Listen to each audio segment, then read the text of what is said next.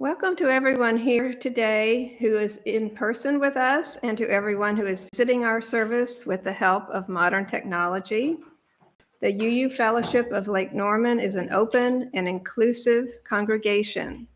Our members walk diverse paths to find meaning and purpose, but we are united by our belief in the inherent worth and dignity of all, as well as by the responsibility to express our faith through acts of justice and compassion.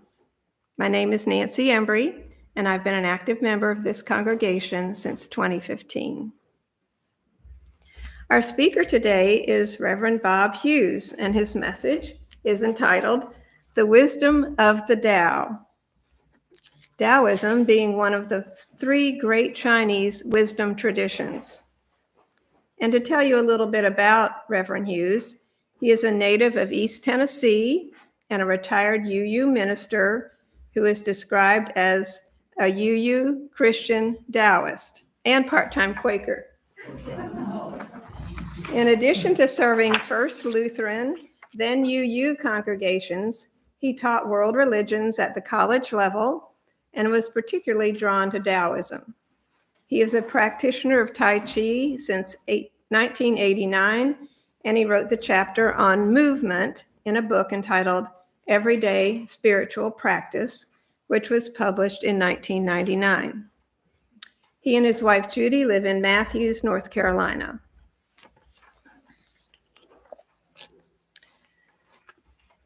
Please stand and join me in saying our chalice lighting words, which are in your order of service.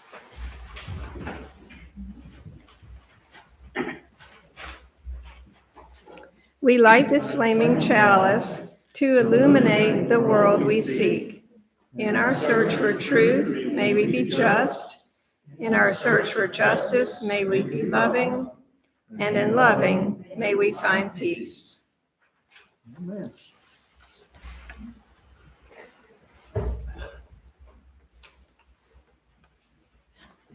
Before we sing the children out, I want to say a special thank you to everybody that donated to our collection drive that we held this past month. We collected more than, I think, 4 big bins of toiletries and other supplies to go to Hope of Mooresville. So thank you, everybody that donated. And at this time, we can sing our children out for all the kids that want to join me and do a little winter craft. Go now in peace, go now in peace. May the spirit of love surround you everywhere, everywhere you may go.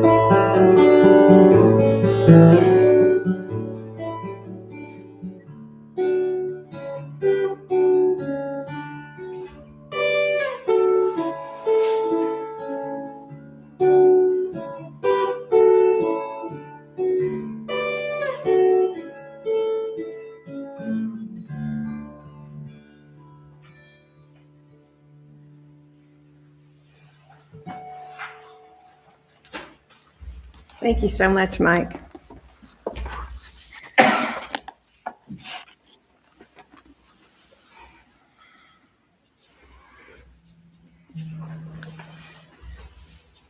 I'm going to pass this while I do the responsive reading.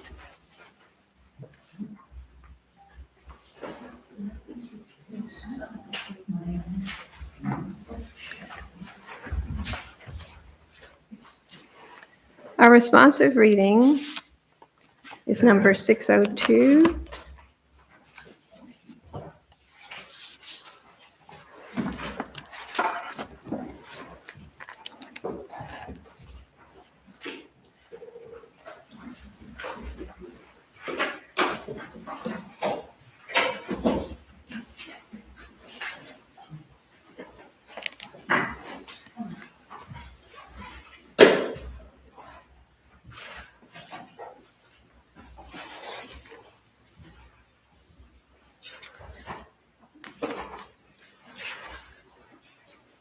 I'll read the first phrase, and then you respond with the phrase that is in italics.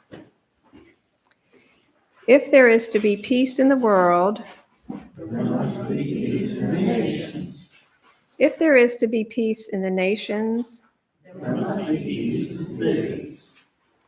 if there is to be peace in the cities, There must be peace between neighbors. if there is to be peace between neighbors, There must be peace in the home. if there is to be peace in the home. There must be peace in the heart. Thank you.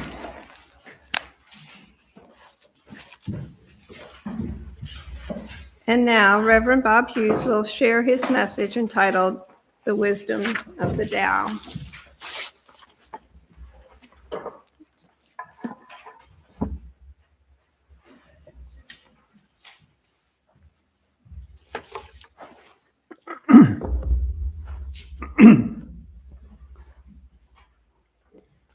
Well, I kept saying good morning as I got here. I am not used to greeting folks in the afternoon, but good afternoon.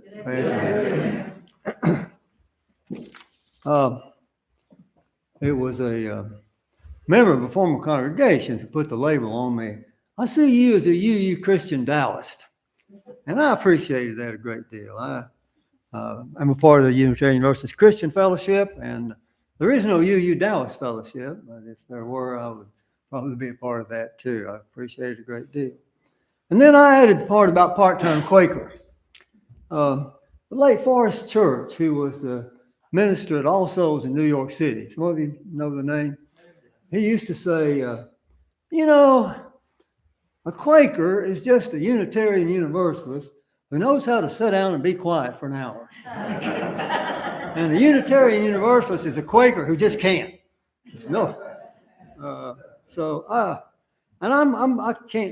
We visited several friends meetings here and the one in Charlotte. I've never been here, but the one in Charlotte and some other places. I appreciate friends a great deal.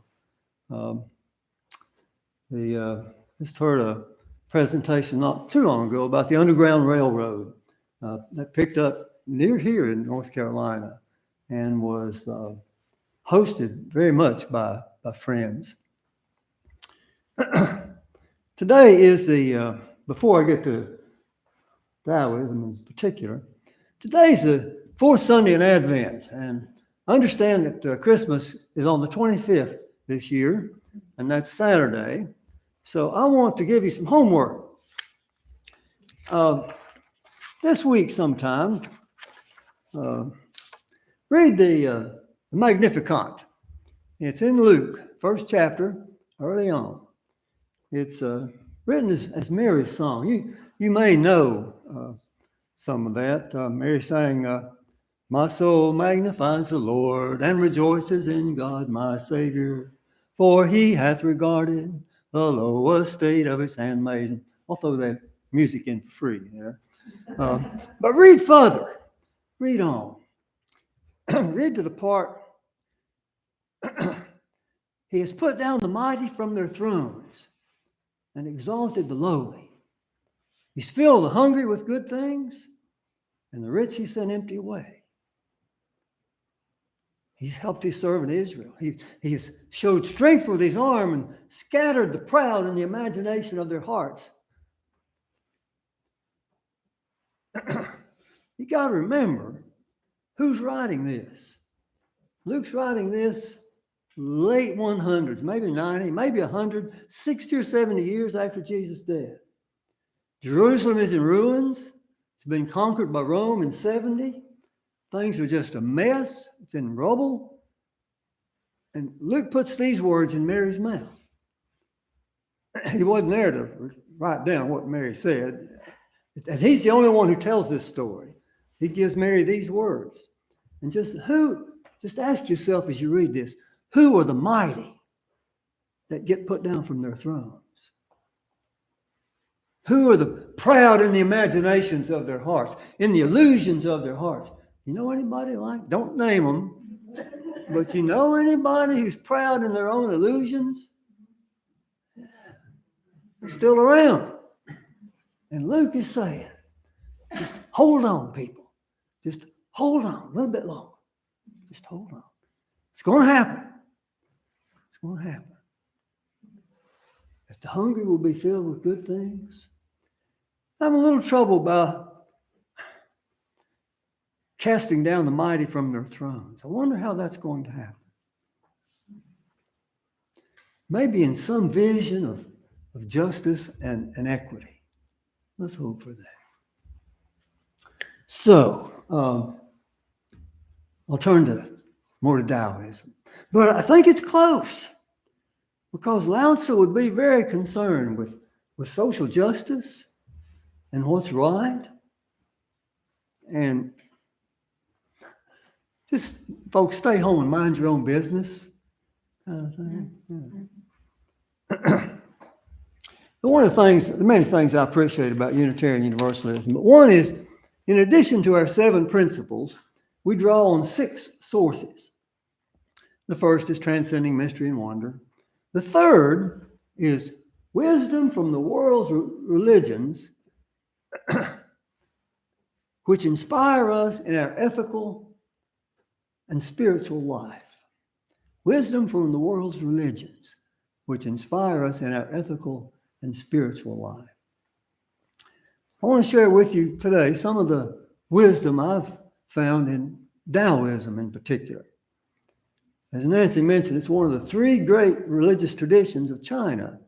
The others being Confucianism, which some people would say is not a religion at all, but a philosophy and ethics, and Chinese Buddhism and Taoism.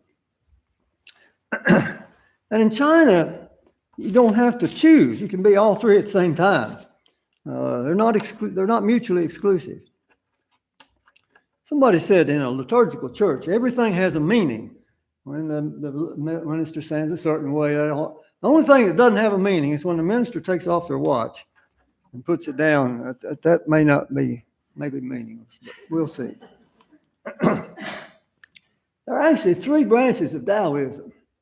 There is a Taoist religion, and they've got priests and prayers and incense and deities and the whole everything. I don't know much about that. And there's a Taoist philosophy that seeks to understand and what's the good life and to live the good life. And the third branch is sometimes called medicinal or revitalizing Taoism. And from there comes acupuncture and feng shui and qigong, tai chi, Chinese cooking, all spring from Taoism. This morning, this afternoon rather, I'll talk about one aspect of Taoism and a portion of Tai Chi. Taoism was formed, we don't know exactly when, probably draws from some very ancient traditions and shamans living way out in the mountains in China, but was formalized somewhere between 600 and 300 before the Common Era, about the same time as the Buddha and Confucius and Zoroaster, the first axial age. Now, anybody know much about Taoism? But I need to. I'm like, okay, good. So I'm here. Taoism, the founder of Taoism was a guy named Laotzu, Laotzu, in English.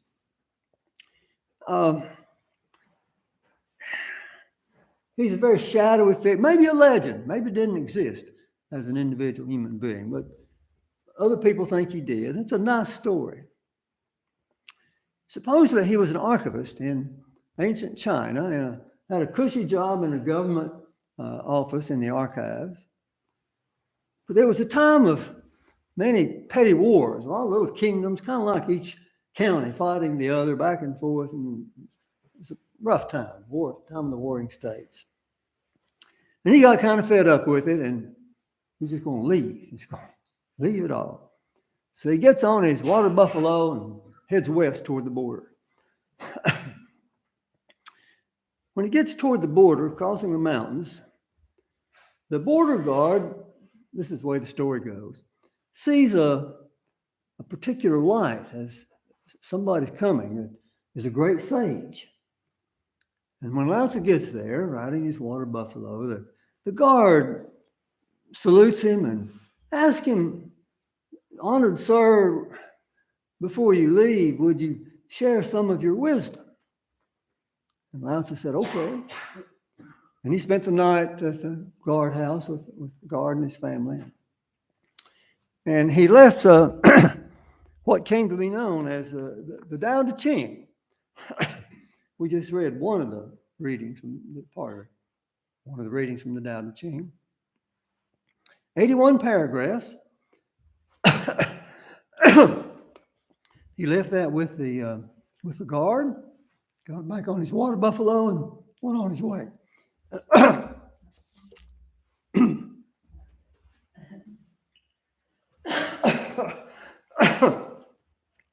I've got can you give us just give me a second there. Take your time.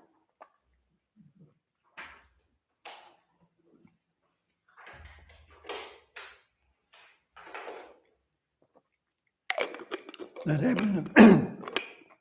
happened at a funeral one time. Very embarrassing. Just ask the musician to fill in for me if I have to step out here. The Tao Te Ching. Now, whether Laotzu was an actual person or not, the Tao Te Ching has a great deal of wisdom for us. And the way it happened, if I wrote a book that I thought was important, I'd want copyright laws. I'd want a royalty. Laotzu just gets on his water buffalo and goes on. We never hear from him again. The Tao says something like that. Just do your work. Just do your work and move on. Let it go. Just do your work. The story of Laotzu's birth is interesting too. Supposedly, his mother conceived when she saw a falling star. And he had a gestation period of 62 years. It's a long time to be pregnant. His mother, when it was time for the birth, was leaning over against a plum tree, gave birth to Laotzu, who was born as a fully grown adult with a full beard and long earlobes. And he was 900 years old when he was born. Now, that's really an exaggeration. He was actually only 500. Now, why would that kind of story arise in China?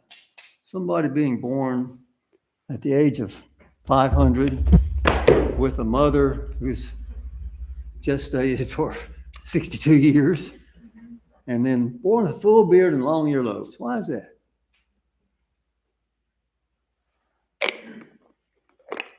Well, what does a full beard indicate? Full gray beard.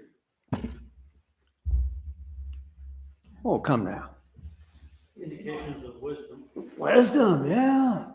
In China, Houston Smith was getting introduced one time in China, And the fellow introducing him leaned over before he did the introduction and said, "Dr. Smith, how wise are you?"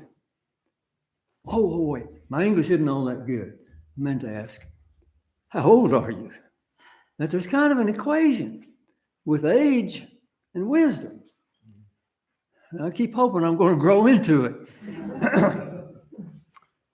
But they're trying to emphasize that Lao-Tzu was a very wise.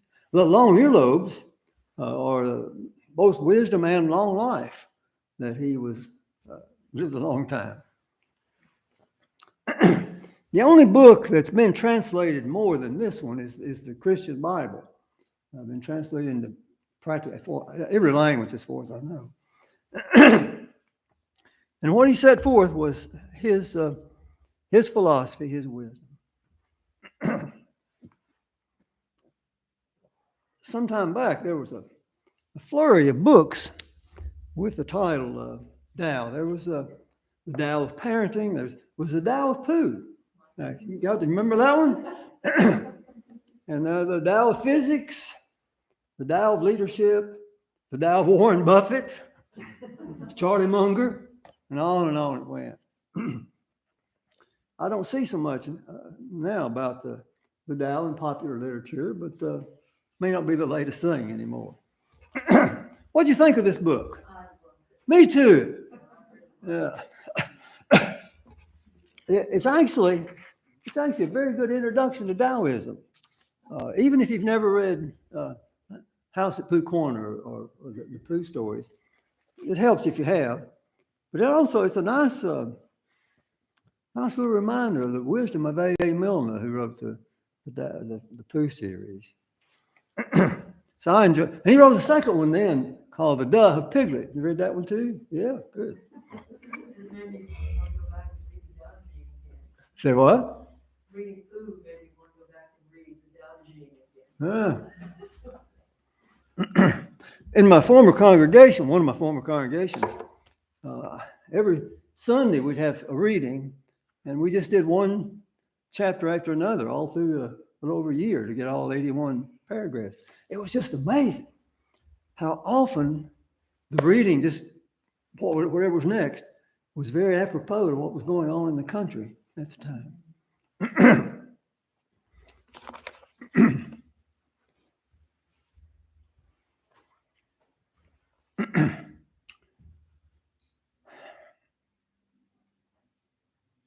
The Tao Te Ching begins with a famous line. The Tao that can be spoken is not the constant Tao. The Tao that can be spoken is not the constant Tao. According to Dr. Judy Ching, there's a play on words here. Tao can be a noun, meaning way, and it can be a verb, meaning speak. And so you could translate it, the Tao that can be Taoed is not the constant Tao. Alan Watts translated it as the course that can be discoursed is not the true course. Now, what does that do to you? The Tao that can be spoken is not the eternal Tao. I suggest to people not to don't approach the Tao Te Ching with your left brain logical mind. Oh, see it as poetry. Just see it as poetry. But from the very first line, there's something being stressed here. The Tao, something that's basic to the universe, can't be put into words. It's indescribable, ineffable. And yet from the Tao have come all things, all of creation. Here's reading 25.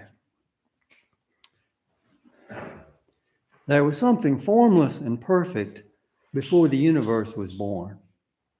It is serene, empty, solitary, unchanging, infinite, eternally present. It is the mother of the universe. For lack of a better name, I call it the Tao. It flows through all things, inside and outside, and returns to the origin of things. The Tao is great. The universe is great. Earth is great. Humanity is great. These are the four great powers. Humanity follows the earth. Earth follows the universe. The universe follows the Tao. The Tao follows only itself.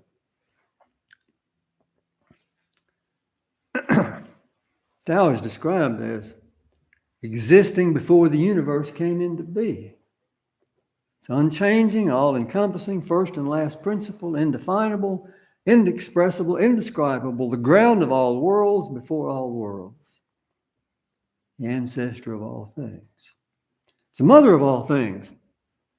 Taoism is probably the most gender inclusive of any of the world's religion. There's just no place for patriarchy. It's just very, very inclusive. So when this is Stephen Mitchell's translation of the Tao Te Ching, and he would alternate. So sometimes he would refer to the master as he, and other times as she, trying to reflect that inclusivity. I recently found out that when the Jesuit missionaries went to China to translate the New Testament into Chinese, they got to the first chapter of John 1, where it says, in the English it says, in the beginning was the Word, capital W. It's a translation from the Greek logos. In the beginning was the logos. In English, in the beginning was the Word. And in Chinese, they wrote, in the beginning was the Tao. In the beginning was the Tao. What label do you ascribe to ultimate reality, to transcending mystery and wonder, to the way things are? Here's another paragraph, part of a paragraph from number 42. The Tao gives birth to one. One gives birth to two. Two gives birth to three. And three gives birth to all things. And all creation is seen as a manifestation of the Tao. The Tao gives birth to one. That's oneness. One produces two. That's yin yang, and we'll get to that in a little bit. Yin yang, two, produce. There's an interplay between yin and yang, and that's the number three, that interplay, and that produces all things, all creation, all birds, all fish, all people, all planets, all creation. I want to focus on, let's maybe firstly, the yin-yang diagram. You familiar with the yin-yang diagram? I'll tell you what, here it's on, and it's in a little it's on Winnie the Pooh's. What is that? It's a kite. Kite, on a kite, yeah. This is a diagram of two energies. So the white is the yang. That's the yang. And the dark is the yin. Within the yang, there's some yin, and yin is yang. It's important to remember, we'll get to good in a minute, but it's important to remember these are energies. They don't have any moral value. It's just the way things are. Just the way things are.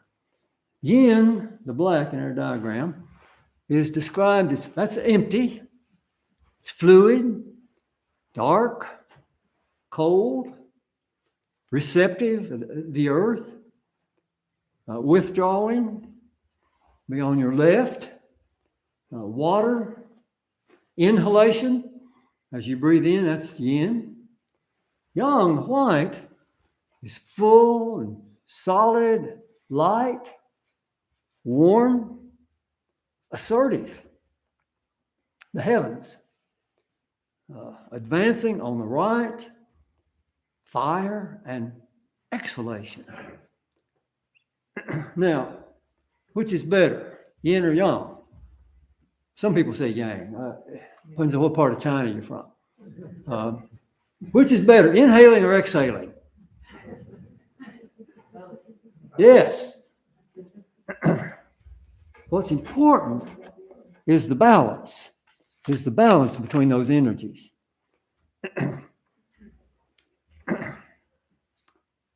Some people say that this is an ancient symbol. You've all seen it. It's just been around forever, as far as I know. Some people say it came from an observation of nature.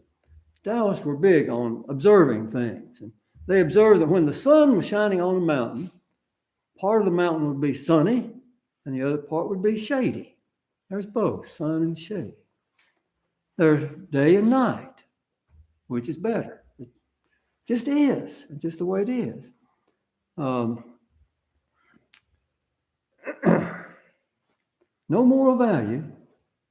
We just don't put that on that yet.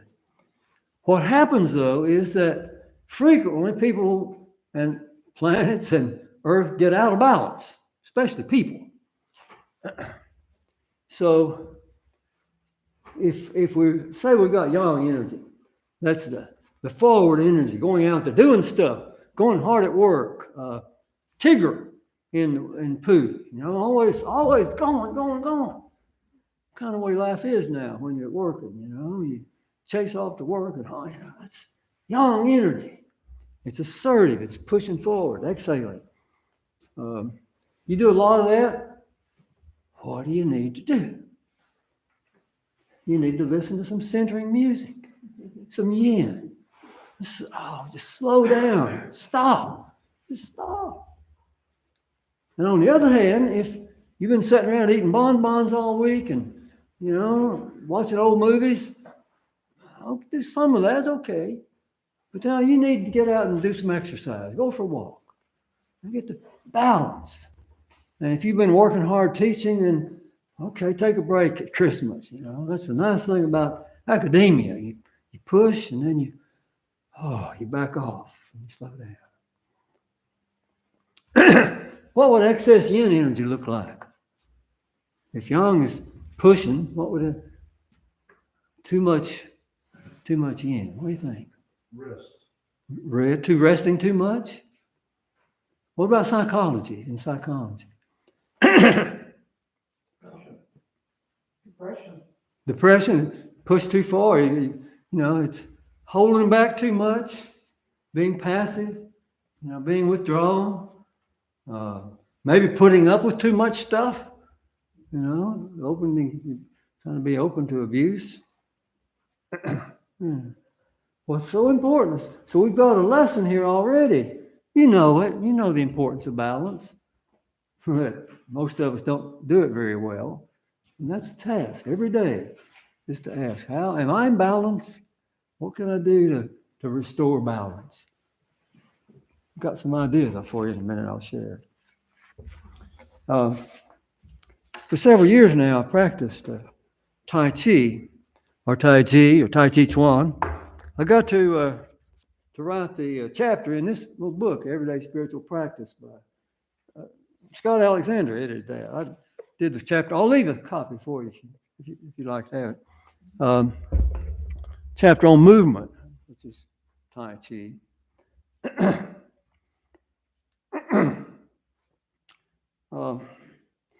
Tao Te Ching was formalized probably 300 maybe years before the Common Era. And people started including this and the Tao into Chinese medicine. You've heard of traditional Chinese medicine. And their medicine came to include a series of remedial exercises. Qigong is part of that, and Tai Chi. Some of those movements were applied to fighting. and that so the Chinese martial arts evolved. One of the legends is that one of the ancient Taoists saw a magpie attack a snake. The magpie would attack Yang, the snake would just move aside, Yin, and it was quite a dance between the two. He developed a part of martial arts, very soft martial arts, and Tai Chi is part of that. Early on, they were applied to fighting. That Tai Chi doesn't do that anymore. I do see Tai Chi as a kind of physical embodiment of Taoism. That emphasis on change and fluidity and balance. There's a saying in the Tao Te Ching, those who stand on tiptoe don't go very far. You're not in balance. And the extremes cannot hold. The extremes cannot hold. Some people say that in Tai Chi, every movement is the movement of the universe, always changing, never still. Here's a quote from one's body may be perceived as moving like the branch of a tree, blown every which way by the wind. One's breathing will be part of the movement of the universe as well. The awareness of the environment being engaged in a gigantic cosmic dance will suddenly dawn on you. You and the universe will become identical, like the Tai Chi diagram. You are then Tai Chi, and Tai Chi will be you, or you'll be the universe. The universe will be you. Well, another aspect of Taoism is called Wu Wei, or Wei Wu Wei. Means the action of non-action. Let's do that. Just hold out your hand, either hand, left or right, and move your hand as slowly as you can. Keep it moving, but move it as slowly as you can.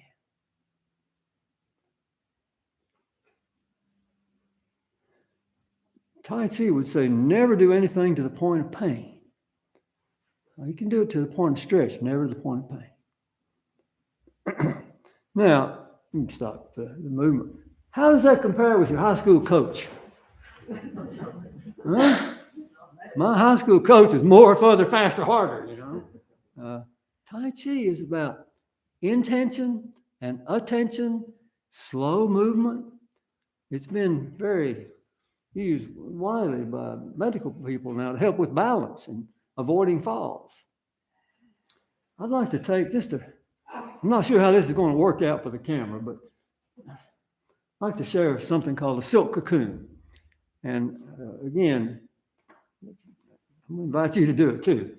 I'm going to turn my back to you. We're tracing this, basic idea is to trace this diagram. I start with my left hand at the bottom of the circle, I come up to the top of my circle, and then down, tracing this is the what? Yang. Trace that down the center, and then back up this side, and then back down to the bottom.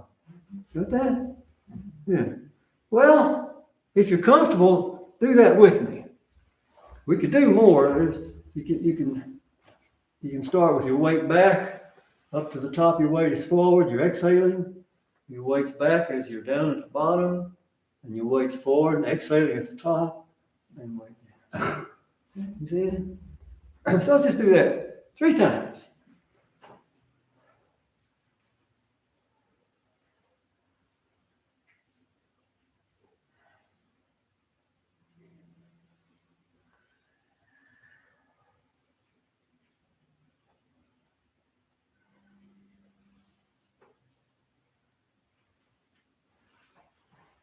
Now, the other way, you got to invert your hand. It's good for shoulder kind of things if you're just looking for the exercise. But here you start with your palm up at the bottom, up to the top. Your palm is down to the center. At the bottom, your palm is up, and over to the side. And down. Just to work with that very smoothly. Up, down.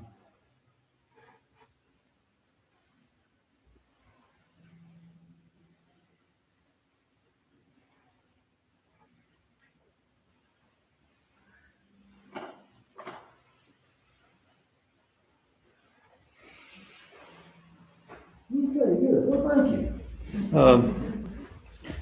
It's called a silk cocoon. Master Joe talks about that.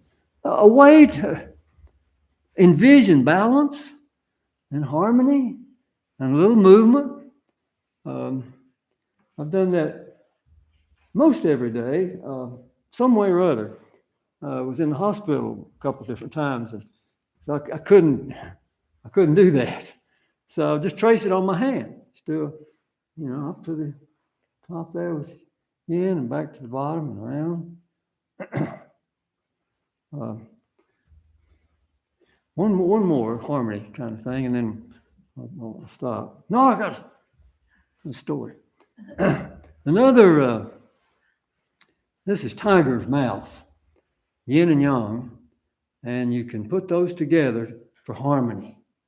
This is harmony, just a clasp like so, harmony.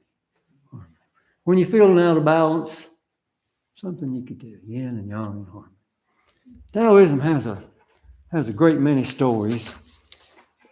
You may have known this one about the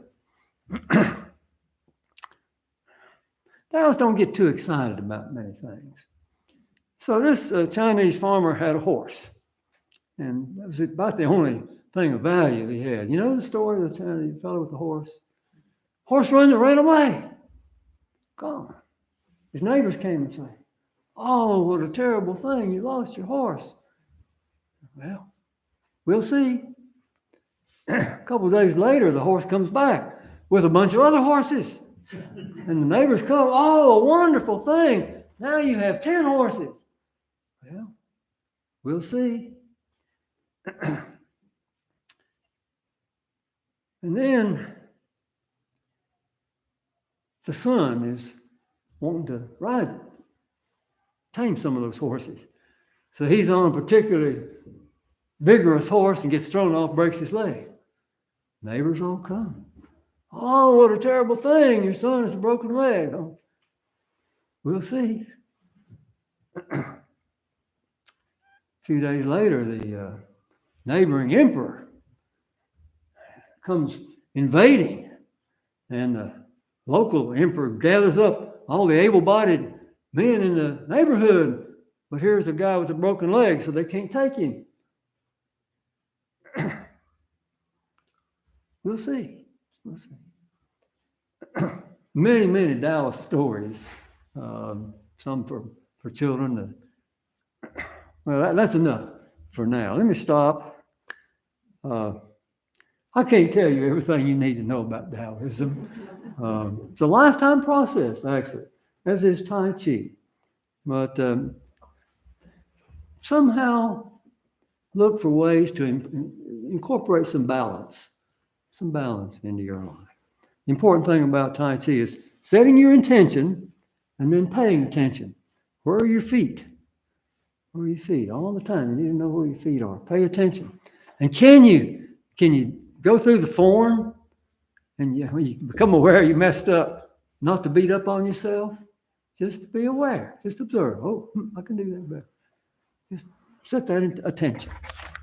Well, blessings to you. We'll have a closing blessing here in a couple of minutes, but I'm glad to be with you again. I got instructed I can't pound the pulpit, so I won't do that. But I will stop.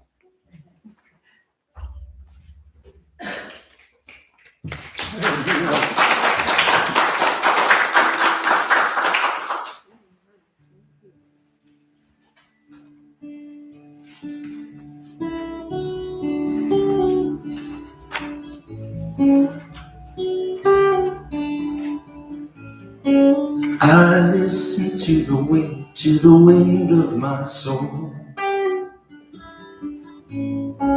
Where I'll end up, well, I think only God really knows. I sat upon a setting sun, but never, I never wanted water once. No, never, never.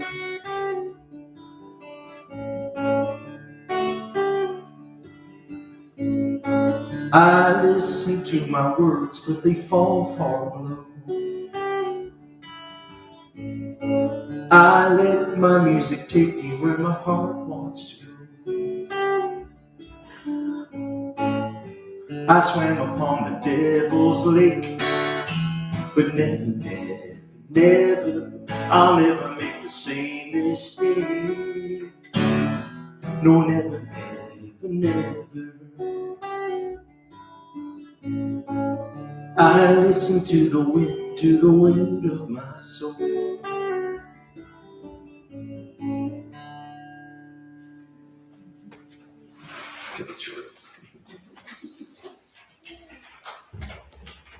Thank you, Mike, and thank you, Reverend Hughes. You've both given us a lot to think about, to ponder, to embrace.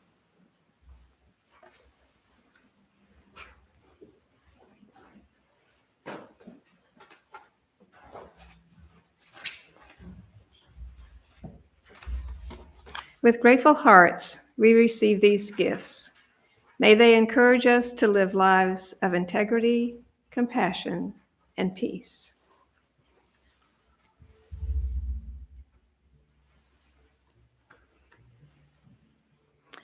Please look at the announcements with me that are in your order of service. The new logo shirts have arrived, and some of you ordered these last summer. They are $15 each and may be picked up after this service near the welcome table. If you did not pre-order, please see Sandy if you would like to order a t-shirt now. Also, the next fence build with the Heart of Carolina's UU Animal Ministry is Saturday, January 11. And note that the Spiritual Exploration Program for teens and children meets twice on Sundays now, on Zoom at 9:30 in the morning and in person at 3 in this building. And Harvey has an announcement too.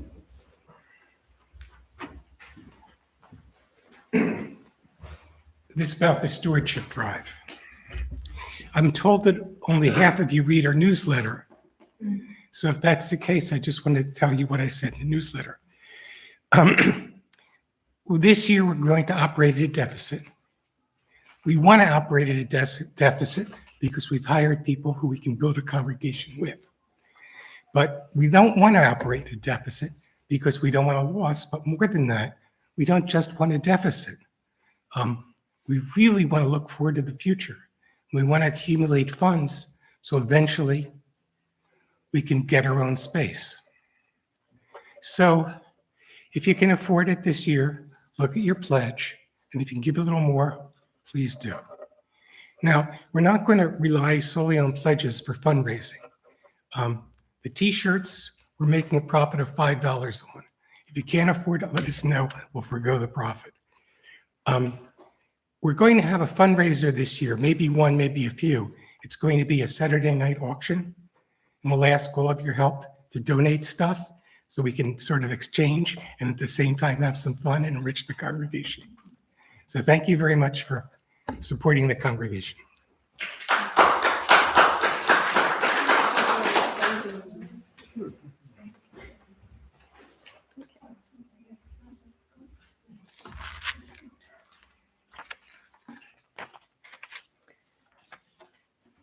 Our closing song is number 118, This Little Light of Mine.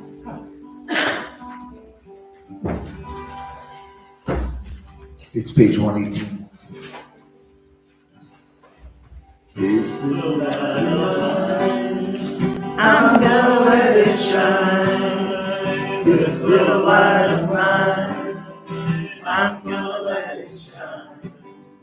This little light of mine, I'm gonna let it shine. Let it shine, let it shine, let it shine. Everywhere I go, I'm gonna let it shine. Everywhere I go, I'm gonna let it shine. Everywhere I go, I'm gonna let it shine. Let it shine, let it shine, let it shine. Building up the world, I'm gonna let it shine. Building up the world, I'm gonna let it shine. Building up the world, I'm gonna let it shine. Let it shine, let it shine, let it shine. Thank you. And Reverend Hughes will have our closing words. Maybe be my echo. May I be filled with love and loving kindness. May you be filled with love and loving kindness. May we be filled with love and loving kindness. Indeed. We extinguish the chalice, but not the light of truth, the warmth of our community, or the fire of commitment. These we carry in our hearts until we meet again.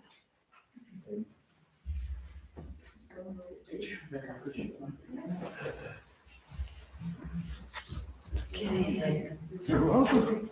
Yeah, glad to be here.